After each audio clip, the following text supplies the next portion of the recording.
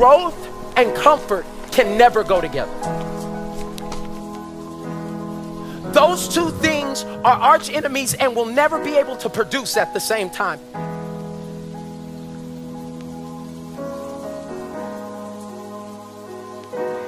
It's a blessing to sow. It's not a sacrifice. You'll never do it if you see it as a sacrifice.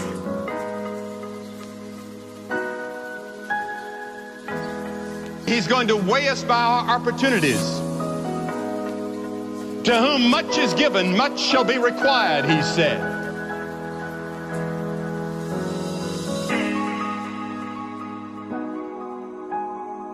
You won't ever have a harvest if you never learn to sow the seed. And you'll never sow the seed if all you do is eat it.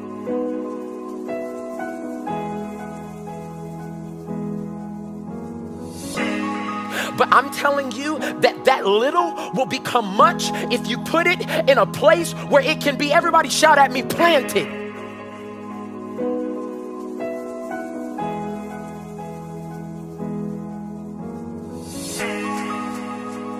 See, Jesus wants us to see the plight of humanity as he does. He wants us to see people as they really are. He wants us to be moved in the heart just like he was. He wants us to be able to see the harvest through his eyes.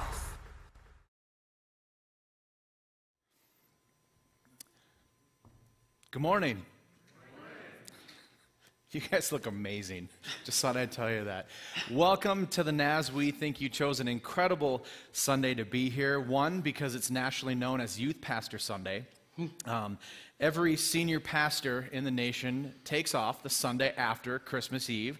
So thus, the lowest man on the totem pole, youth pastor, gets to preach. So we are honored and excited about the opportunity that we get because Luke and I are going to share with you what God has been doing in our lives. So thank you for being here. I'm Joe. This is Luke. Hello. And, all right, yeah. I said hello. This is going to be a smooth running machine today, so be ready. As I was walking up, I have this little pack of Kleenex, and Jerry goes, "You need this one." So,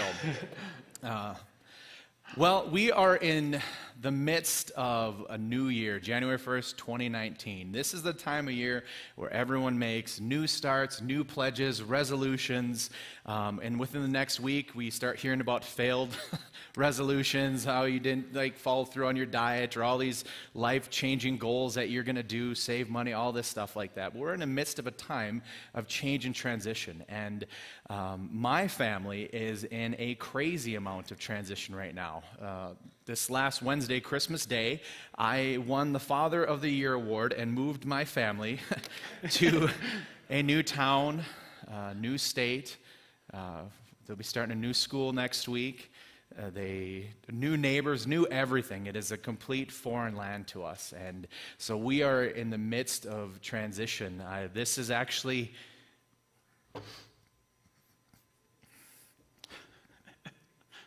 Are you starting on me? Yeah, it's already starting. This is my last day as youth pastor at the Naz. So a lot of changes and transitions. And I know, thank you. And I know, Luke, your family's going through... a bit of this as well, so I can I'll share it so I can compose myself. I didn't pick up my family and kids on Christmas Day and move to Aberdeen, but love you. We are going through a lot right now, and I recently resigned from my full-time position of working there for 8 years, and January 4th I'm officially done, so that's a little scary. We're pulling our kids out of daycare. And our house is for sale, so we're really hoping that we sell our house soon. And just a lot of change, like you said, coming up this year for us. Yeah. And planning a church. Happy New Year. Yeah, right. Yeah. So, in the midst of how Luke and I went through, and we're trying to decide what to share with you guys, and I've been here for 13 years. Luke's been here for 10 years, and we weren't going to spend a lot of time on a backstory for you. But one of the things we talk about quite often is it feels like we've been friends all of our lives. Personality, sense of humor, all this stuff has just clicked so well. It's hard to remember a time that I wasn't friends with Luke, but really, when we broke it down, it's only been 5.5 years that we've actually been friends. Yeah. Yes, it's been 5.5 years or so. And 5 years now. Yeah. like Joe said, it feels longer than that. It feels like I've known this guy my whole life. And I truly believe that that wasn't by accident. I believe that we intersected at a point in time in our lives that was totally ordained by God. When that happened was on a Haiti mission that we went on a mission trip to Haiti 5 years ago. And we rode to the airport together. We flew in the plane together. And we pretty much never left each other's side in Haiti. And our conversations and getting to know Joe and who he was, his heart and what he stood for, and his passion and desire was actually just incredible. And so much like myself, I shared so many things in common with him. It was almost creepy. But it was really cool. And yeah, we're like, our birthdays are like 8 hours apart. Yeah, it's kind of weird. Yeah. I mean, it's even similarities like that. Yeah, so felt like I've known him my whole life. And but when we were in Haiti, holy cow, it rocked our world spiritually. And seeing a third world country,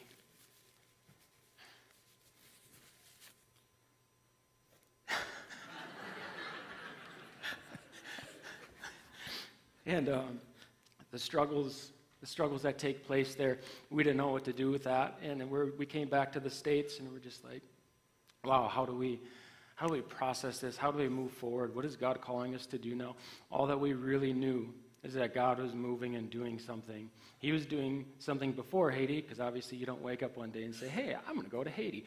So he was moving in us before that, rocked our world. We came back, continued to move and stir in our hearts. And so we were just fanatics. We were crazy for a while. We're like, we're going to uproot our families. We're going to move to Haiti. We're going to live in a shack, and we're going to sell everything, change the world. Yeah. And it didn't help. We read the book by David Platt called Radical. Just poor timing on that. Good book, just poor timing. Good book, poor timing. But anyways, we honed in our energy and our thoughts, and our wives talked us off the ledge a little bit too. And we channeled that energy into creating a nonprofit organization called Kings and Queens.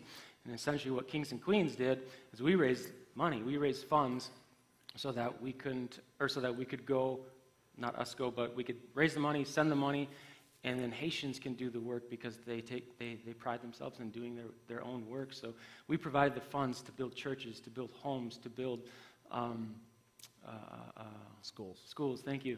And so it was just an incredible journey in doing that. We learned so much, and we really learned that God is already moving. God is doing so much work already, and it just was a matter of us taking what God was already doing and coming alongside other people and the people in Haiti and just doing that and not reinventing the wheel, but taking our passion and doing something with that. Yeah, and that kind of became our catalyst for going into vocational ministry.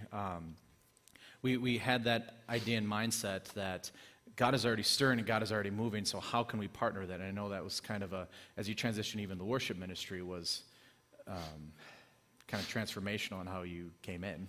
Yeah, definitely. I would say that Haiti really was kind of the spark to us both of us going into full-time ministry. I just didn't think that we knew it yet. And so God started, when I started the position here, part-time at the NAS. Why am I crying? I don't know. It's so weird. I did not honor God. I did not serve God with music, and I made a lot of poor choices. Got into just a lot of dark stuff, and God worked in me over time, and I opened my heart and my mind to, okay, God, my life is going nowhere. What do you have for me? And I was able to, fortunate and blessed to come and do this on a part-time basis as the worship leader here. And I continued to open my heart and pray and connect with God, and He continued to stir in me. And I was really restless, and I knew God had a plan not just for me, but for my entire family. And my wife, Alyssa, also believed that through our time being together. We just didn't know what that quite looked like yet. So yeah, and for you... Yeah, I had a mountaintop experience on Haiti. God spoke. He said, I've called you to more. I came back. I was working at the railroad. I quit the railroad, and I started the ministry and training program. And the youth pastor position here at the NAS opened up, and I pursued that, and God opened doors. And the past 4 years have truly been Absolutely incredible. I've been able to partner with you, to love on your students and walk in life with them, and it's been such an amazing opportunity. I've learned so much. When we started, I think the average was 38, and last year our average ended up being over 108, and it was just an amazing time of growth and life transformation.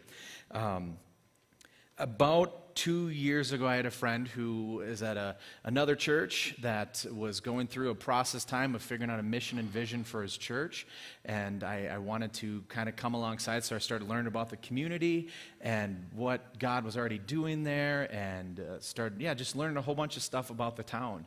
And since then, he has left that church, and at that time, I thought that would be the end of that discovery or information. So I kind of put that away. Never thought I'd open that folder again. And about a year ago, God started stirring in my heart. And it was a weird year. It was an amazing year. I got to work with, we started bringing on interns. So I had Clay, Turn, and Buzz. And it was so amazing watching God work through these guys and be able to create an environment where they could thrive and mentor them and encourage them to go. I mean, we were into the schools. We were everywhere. It was so much fun. But something was just restless, and I couldn't figure it out. And I'd wake up at night, and 28,714 would be on my mind. So I'd write it in my notebook, because I process all the world's problems at night, so I got to write it down and figure it out my codes in the morning. But I knew that number. That was the population of Aberdeen in 2016. And I started thinking about all the opportunities and all the amazing things that could happen there. So I started calling around people, asking them, like, okay, we got to do something about this. How can we fix this? How can we fill this hole? There's such an opportunity here. What are we going to do? And one conversation led to another, and just kept like, why don't you talk to this person? And finally, I ended up on the phone with someone in Kansas City, and like, no, that sounds right. Yeah, someone should do something. I'm like, yeah. He goes, why don't you? Nope. No, that's because I don't want to. I love Fergus Falls. Moved here 13 years ago with my incredible wife, and our family grew and started here, and our friends and family, and our church is here. I don't know why God would call me outside of this. We bought our dream house 2 years ago. Lindsay was working at Ottertail Power. A dog, I plan on being buried in my backyard. It's weird. Dying a youth pastor. Yeah, I mean, that was the plan. That was a goal, and I was okay with that. So why would this uncomfortable, unfamiliar, unappeasing thing at the time be something God was asking me to do? And I know even as you were processing, I mean, you're comfortable where you're at. Absolutely. 8 years at Solutions? You started from your car with a folder and a phone, and now you're the leading mental health specialist in Ottertail County. Solutions? We are not the leading mental health specialist in Ottertail County. We are one of many wonderful mental health agencies in the county. I can shamelessly plug what I want. So, but yeah, it's been a journey there, and it's been awesome to be able to work there and make a difference in the community. And we are very deeply rooted in Fergus Falls. I was born in Fergus Falls. My wife, Alyssa, was born in Fergus Falls. We raised our kids in Fergus Falls. You're supposed to be the emotional whack job, not me. I'm enjoying this. My sisters and their kids live in Fergus Falls, my entire family is in Fergus Falls. I have a wiffle ball field at my house. It's amazing. I don't want to leave that. We built that together. Yeah. It's amazing. So yeah, we're deeply rooted, but it's going to be hard, but we're super, super excited. I know that God's plans are so much better than my plans and what I have planned. And I just hold on to that when it's hard. I take my faith is in that. My trust is in Him, knowing that, okay, God, you're calling us, you're pulling us out, literally uprooting us, and it's going to be hard, but He's got a better plan. Absolutely. I surrendered my life to Jesus when I was about 16 years old. And there were a couple verses that have stayed in my heart that since then. And I knew that was from the Lord because, one, I don't have to have the gift of memorization, and the second, I don't use words good. So the fact that I remember these is something spectacular. In Matthew 9, pray to the Lord of the harvest. The harvest is plentiful, but the workers are few. So pray to the Lord of the harvest to send workers. And I knew at that moment that I was a worker, that I am designed to get my hands dirty, to go, to work, to serve. And then Matthew 28, therefore go. Make disciples of all nations, baptizing them in the name of the Father and the Son and the Holy Spirit, teaching them to obey my commands. And remember, I will be with you to the very end of the ages. Therefore, go. I knew I was supposed to go. And at the time, it was New Prague, Minnesota, and I thought going was just out of New Prague, and then led me to Fergus Falls, and then led me to Haiti, and now leading me to Aberdeen, out of my comfort zone. We were really hoping the therefore go, and I'm just doing this as a plug because we've been shoveling the past 3 days, was someplace warm, like maybe Haiti or California or something. My wife and I, as we were processing through this stirring, she came to the point, it was last February, where she said, Joe, you need to get out of Dodge. You need to get away, you need to unplug, and you need to connect with God one-on-one and see what He's saying. So I don't know how our wives were okay with it, but they sent us to California for 4 days. We checked out the Outcry worship tour. They were kind of touring the coast of California. We went to San Diego, and yeah. That was incredible. Yeah, it was amazing. Yeah, I still can't believe we got to do that. I know. But I would say before that, yeah, things were really stirred in your heart and in my heart. We were both going through some just interesting, difficult times in our lives, and we were just like, we need to unplug, and we need to go somewhere, and we need to learn about what God is calling us to do. What is this stirring? What does this mean? So we went to San Diego. And like Joel said, went to Outcry Tour concert, and it was just an amazing time worship.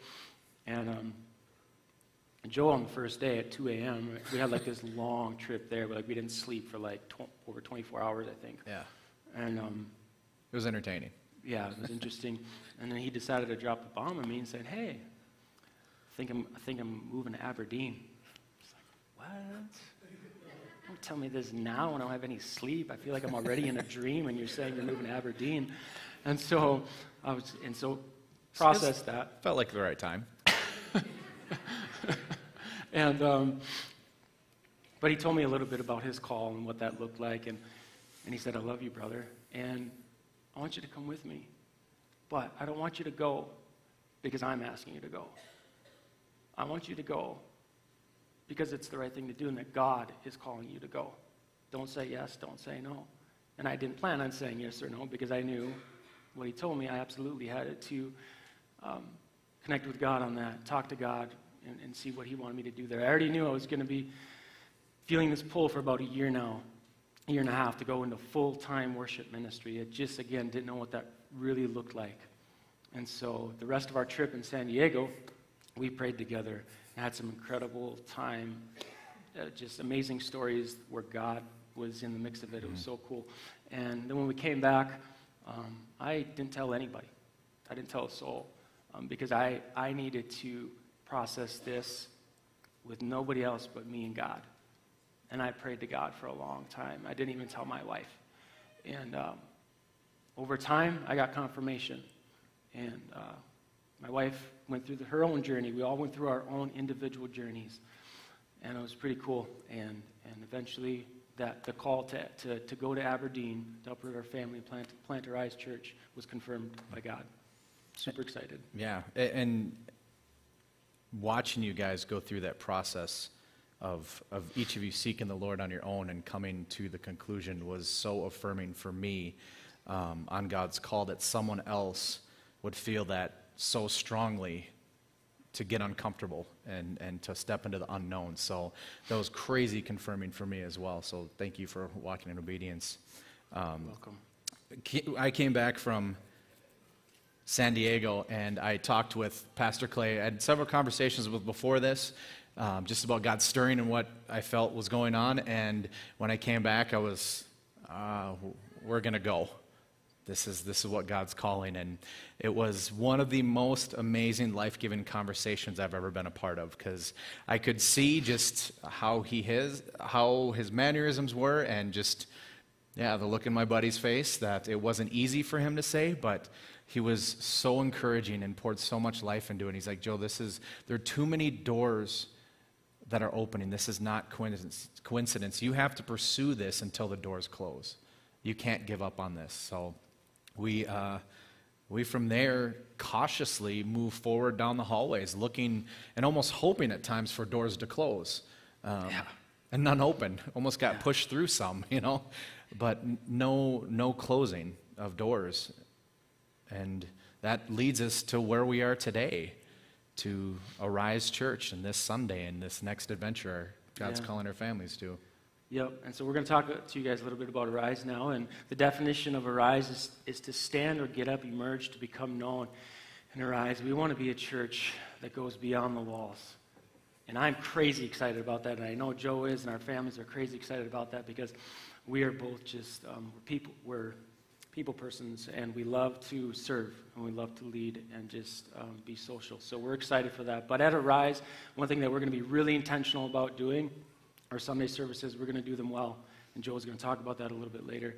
But we really want to be intentional about how we lead at Arise, and that's by serving. That's going out of the church walls, being in the community, serving at the homeless shelters, Salvation Army, going to the county and talking with the Human Service Department and other departments of the county, and finding out, hey, what are the needs here in Aberdeen?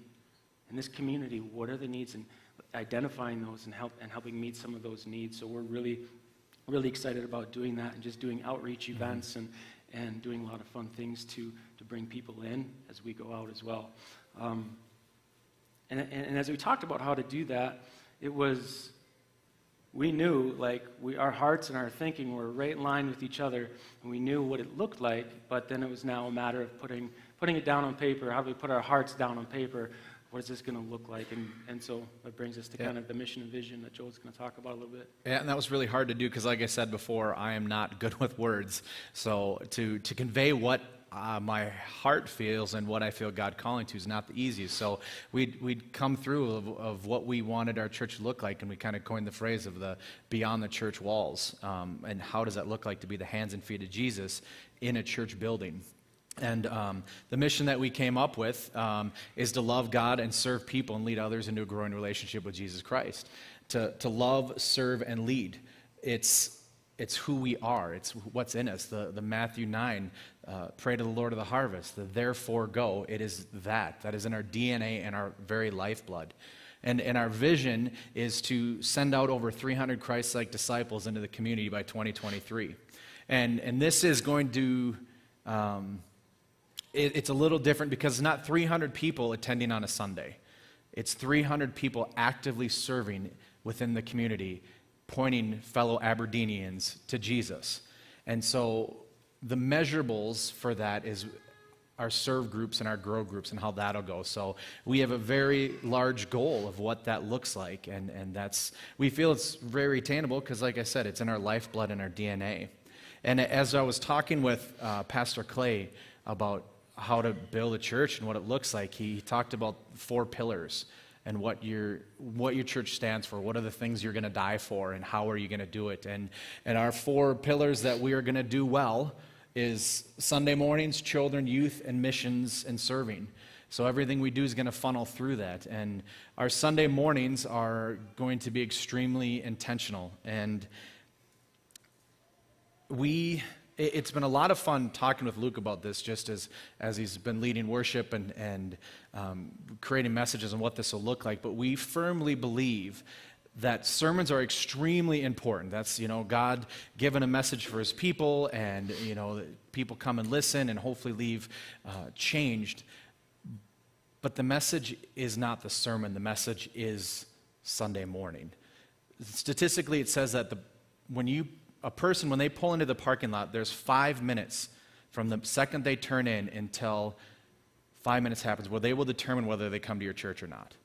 And so you guys know that just coming through the parking lot here, you eat up 3.5 minutes just before you come into the door. So the extreme intentionality of every moment, we are responsible for that. And we'll extremely relevant messages, amazing worship services, but opportunities to serve and connect with people. But the success of a Sunday morning will be looked upon on what Monday through Saturday looks like. And that's where it really falls into that vision of the 300 people actively serving and going out. And the exciting part, I mean, one of many of having Luke on board is working in the field that he's been working in. He understands the importance of family dynamics. So the input that he's been able to contribute to even building the children's and youth ministry has been amazing insight. Yeah, the next pillar, children's ministry, I'm really excited about that. And we're going to create a super fun and exciting and engaging ministry for kids where they can come and learn about Jesus and grow in their own faith. And that's going to be awesome. But one thing that I've learned in working in the mental health field is that, I've seen a lot of dysfunction in families. I've seen a lot of pain, a lot of suffering, a lot of hardship due to mental illness. And that's just something, and so I worked for a secular agency, so I was never able to really talk about God or to put God in the center of some of these hardships that I was seeing. I really had to be limited in that. And so I'm really excited now to be able to serve in our children's ministry, meet the parents where they're at, identify and assess what are the struggles. It's not just for our kids to come to church on Sunday and have fun. You know, that's a huge part of it, but I'm just really excited to take some of the skills and tools that I've learned over the 15 years and engage parents and engage kids and students and maybe help them identify any of their struggles, life struggles with mental illness and mental health, and how we can just work as a team and ultimately equip them so they can be a cohesive, functional family and having God at the center of that. Absolutely. So pouring into the families, equipping, preparing, especially the last 4 years of youth ministry, the books that I've read on the importance of family ministry. So having that such a strong dynamic in children's and youth. And of course, I know the youth pastor here at the NAS, so I got some amazing ideas going forward on what youth ministry will look like in Aberdeen. But we're going to, upstairs we call ourselves 412, based off of 1 Timothy 4:12. Don't let anyone look down on you because you are young. Set an example in speech, conduct, love, faith, and purity. And we want to continue to create and foster that environment where students come in, they feel welcome, they feel at home, they can be themselves, and feel like no matter what they're coming in with, God loves them where they're at, but He's not settled leaving them there. That they will be challenged to grow and challenged to step out in their faith, challenged to serve. Amazing adult leaders pouring into the lives of students. So the twist is I will probably bring more Wednesday events to Sunday morning. So I'm a little more familiar with that, but it will be quite an exciting opportunity. We're going to provide opportunities for them to serve within their schools and their communities, all the different areas in which then supports the last pillar. Yeah, which is missions and serving. And again, we're going to be very intentional about how we do missions and how we serve. And we really want to go out beyond the walls and serve our community. And ultimately, the 4 pillars of Arise really just bring us back to leaving the 99 and finding the one. Mm-hmm. And in the parable in Luke, it says, then Jesus told them this parable. Suppose one of you has 100 sheep and loses one of them. Doesn't he leave the 99 in the one country? Leave the 99 in the open country and go after the lost sheep until he finds it? And when he finds it, he joyfully puts it on his shoulders and goes home. Then he calls his friends and neighbors together and says, rejoice with me. I found my lost sheep. I tell you that in the same way there will be more rejoicing in heaven over one sinner who repents than over 99 righteous persons who do not need to repent, and that's why we're going to do what we're doing, leaving the 99 to find the one. God, in my most learning moments in life, God uses my children to teach me lessons. And this last week, he did it again. Hate it when that happens. I'm asking him to stop that. It's hard. I was out shoveling the end of the driveway off, and we have a picture window in our new house. And my daughter was standing in that window. It was kind of one of those amazing moments. She was standing there in her pajamas. The boys were outside playing in the snow, trying to build a hill out of the snow because there's no hills in Aberdeen. So they wanted to go sledding. So they were over there, and I was just shoveling. I looked up, and there she was. And her hair was all kind of frazzled from waking up, and she waved. And it was kind of one of those just amazing moments where you just feel this overwhelming pride and love. And the Hallmark movie where the light comes down. Yes, and the music starts in the background, a motion. Hallmark moment. And it was beautiful. And I went back to shoveling, and we got to the end, and Lindsay came out and said, we're going to go to a movie.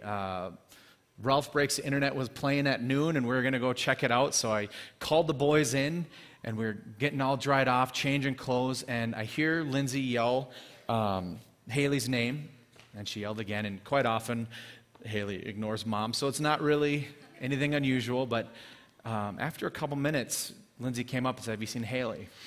I just thought, she has two brothers, so she might have gone into her room and put her headphones on and just kind of got in her own little world, but I went in there, and she wasn't there. And by this time, Lindsay's yelling for her, and I start yelling and start kind of going into a panic mode because Lindsay's been through the house already, so she should have come out. And so I ran downstairs. Washer, dryer, everything. I was looking anywhere for her, and she was not answering. So I ran outside into the garage. We have hundreds of boxes we just moved, and I was like, she playing in there for some reason. It's freezing cold. I was in my bare feet just searching through and yelling. We're both frantically screaming for her. Lindsay goes barreling outside, and in my mind through this, had been like 5 minutes now. That could not have been the last image that I had of my daughter. All the things as a parent, your mind start going just everywhere, and just trying to keep a sense of reality in what I should do. And I busted out the door. Take a fresh one, dude. Thank That's you. Full of snot. Thanks. And started screaming for her, and I was in my mind picturing what doors am I going to start kicking down looking for her. And as Lindsay come out, she's in the middle of a yell, and she looks down, and there's that beautiful girl waiting in the car for us. She didn't want to sit in the middle of a car, so she left early so she could have a window seat. Yeah. So as I was driving here yesterday, just rejoicing on how that ended because, those were scary 5 minutes. And thanking God for just being her dad and just trying to remind myself to take every moment of every opportunity to love her, love my other two kids, love my wife. And I was thinking about how at that moment I was ready to tear apart the world to find her. I would have done anything and I wouldn't have stopped until I found her. Thank you. And in that moment, God said to me, that right there, that thought that you feeling, that you have right there is how I feel about you, and how I feel about every single one of my children. And that is what we are going to go do with that passion and that love and that drive to find that one. Because that one person has a name, has a life and a family that it represents, and he passionately pursued me, and the least I can do is get uncomfortable and help find that one. And that... You're sweating too, dude. This is going to be a great working relationship. You should see this pile up here. It's like I'm glistening, so sorry. Your head just glows and glistens over these Sorry lights for the too. distraction It's that it's amazing. causing. But yeah, so we have 3 things that you guys can do if you want to be part of this or help out in any way. It's pray, give, go. And we just ask you guys to please pray. We believe in the power of prayer. We truly do. And we know that you guys believe in the power of prayer as well. And so please just pray for our families. Yes. Pray for our kids. Ton of transition for our kids. Yeah, you know, and I would even say, you know, I didn't say this in the first service, but I'll say this. Please pray for our families that are still going to be here. Yes. My parents, my sisters, cousins, nieces and nephews, grandpas and grandmas. It's going to be hard for them too. So please just pray for our families that are still here. And then pray for the people in Aberdeen. They don't know us. We don't know them. And it's going to be, it'll be interesting. But again, I trust God that he's got a plan for that relationship. And I'll obviously pray for Rise and just what we plan on doing with Rise Church. Yeah. It is interesting going to a town where you don't know anyone. I walked into Walmart to get some milk, and I walked out in like 5 minutes. It was unbelievable. Usually when Lindsay walks in, it's like a 45-minute ordeal. But the other way to partner with us is financially. There is a huge undertaking of planting a church. We had processed through on what a church plant would look like for us. And we originally thought about getting a trailer and some sound equipment and renting some space and starting new and fresh. The district or the denomination owns a building and land, and that hasn't been successful. So we thought about a fresh start, a new building, new everything. But we prayed quite a bit through that. And you guys saw the video at the beginning.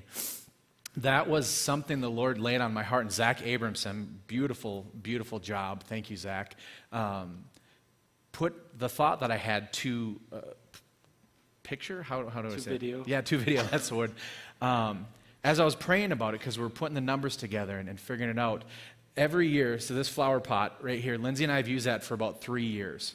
And each year, we take the old dirt out and the old plant out. Last year was a tomato plant. It wasn't successful. But we take it out, we clean it up, we put new dirt on, new soil, and a new plant, and we put new life into it.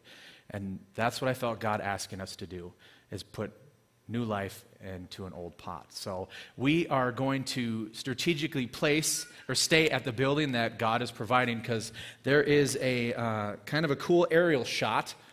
The red dot right up there is the building location, and conveniently built right across the street, our parking lot almost touches the brand new high school.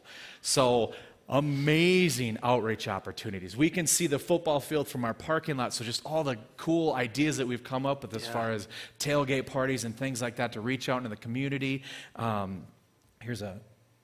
That's the view, kind of how close it is. So what an opportunity that we'll have being in that location. That is the center of all the new growth. And we feel that God has strategically put this for a time such as this. So we're going to stay at that building, but like that flower pot needs to be cleaned up, needs to be fixed up, and needs to be updated. So we went through and put together a budget of what it would look like to run the entire ministry, from renovation to children's salaries to outreach and everything, to this gigantic whopping number right there. From January 1st to 2019 to December 31st to 2019, all expenses and everything paid for and covered. So for those of you who want to write a check, you can write that out now and then just bring it up and we can be done. But that is our financial need for year one. And we'll go into a little more details about that next. But the next one is go. Yeah, for serving, again, there's two ways you can serve. There's a core team. When you plant a church, this is kind of what they say. You have a core team and you have a launch team. Your core team are the people that live, breathe, die, bleed the mission, the vision of the church, right? And so the core people are in Aberdeen and they're truly invested. Right now, the core team is Joe's family and my family. And so if you want to be part of the core team, move to Aberdeen, you're welcome to join us. We're accepting applications. A more practical way to serve and help us, though, is through what we call the launch teams. And the launch teams, basically, you can you don't have to live in Aberdeen. You can live in Fergus Falls. You can live wherever. And there's different ways to help and serve. I know Joe's parents are going to be coming down. My parents are going to be coming down. Probably my sisters and some other family members. I'm nominating you guys. You guys are coming down. Is that cool? Sweet. But, they don't look pleased. Just scowling. No, so there's many ways that you guys can serve. We have a lot to do with the church, a lot of outreach things that we need to do. And we would love to have you guys serve and come alongside us and help us with this. And if you want to know more about that, ask Joe, ask myself, and we'd be happy to share some of those things with you and opportunities. Yeah, we'd love to have you guys down, truly. So right now we have created an opportunity to respond. The worship team is going to come up and play a song, and the ushers are going to come by during that time. We put a pledge card in your bulletins. If we ran out of bulletins, I think they might have given you one. I'm not sure. But on that pledge card, we are asking you guys to partner with us, to help and step out and be uncomfortable in some ways. And if you would like to partner with us in prayer, we ask that you put your name and info and email and write prayer on the top. And if you guys want to partner financially, there's the options and stuff on the bottom. And then you can write serve on the top so we know how to communicate with you. And I know we'll be sending information through the NAS, through the emails about opportunities to serve and everything as well. So on the statistically saying that church plants aren't self-sufficient for 3 years before they start being able to carry their own. And so if you feel like you would like to help longevity-wise through a pledge, you can enter that info there. Otherwise, you can go online at our amazing website, arisechurchsd.org, and there's opportunities there that you can. It's really easy. I figured it out, so yeah, that means it's really easy. But first and foremost, I mean, like I said before, I've been here for 13 years. Luke's been here for 10, and you guys have already partnered with us. And I see friends that are here from different churches that have come to be a part of this, and thank you for the opportunity that you've given us to love and serve and be a part of your lives. Think about the mission trips we've been on, the dinners we've had and all that. So regardless of what you guys decide here today, thank you for already partnering with us. I was sitting right over there when Pastor Clay was so moved deeply about Luke 15, about what it meant for the Naz and Fergus Falls to leave the 99 and find the one.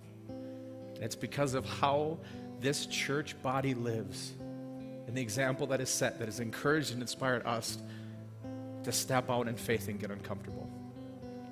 So as the worship team plays, the ushers are going to come forward, and then after the song, I'll come up and close out. But just want to say thank you for the opportunity to love you guys.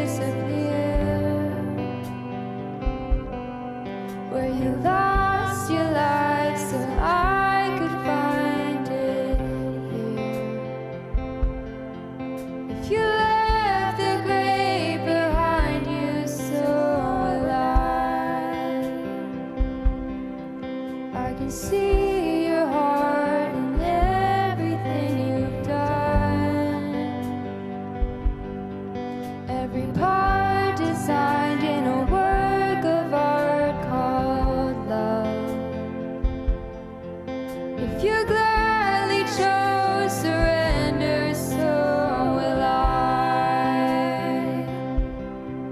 I can see your heart 8 billion different ways.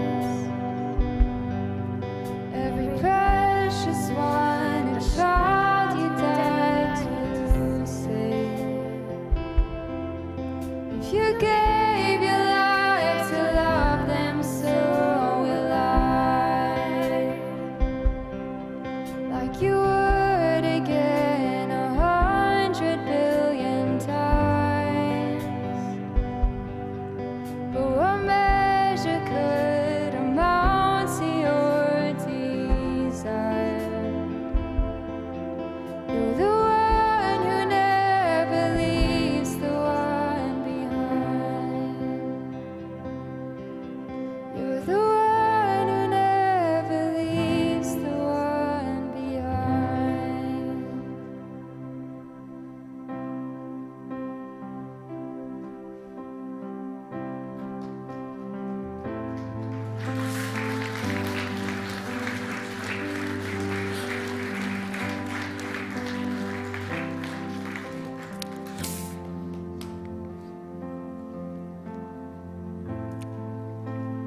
I'm just going to stand here. You guys can leave. Just kidding. Thank you. Thank you. We just pray. Like I said before, we're so grateful for the ways you guys have already partnered with us. And we just hope at the very least this encourages or excites you to figure out what is your soul I. Because everywhere you go, every person you come in contact with, God tore the world apart for them. And we are those ambassadors that are sent out to find that one. So what is your soul I? From the Voorhees family?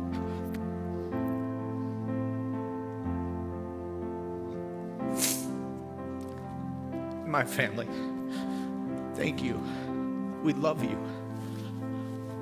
For those of you, it's your first time Sunday, this isn't what it's usually like, so you guys are family. Thank you for loving us so well. Thank you for allowing us to partner with you. And this isn't goodbye, it's see you later. God bless you guys. Have a good rest of your day.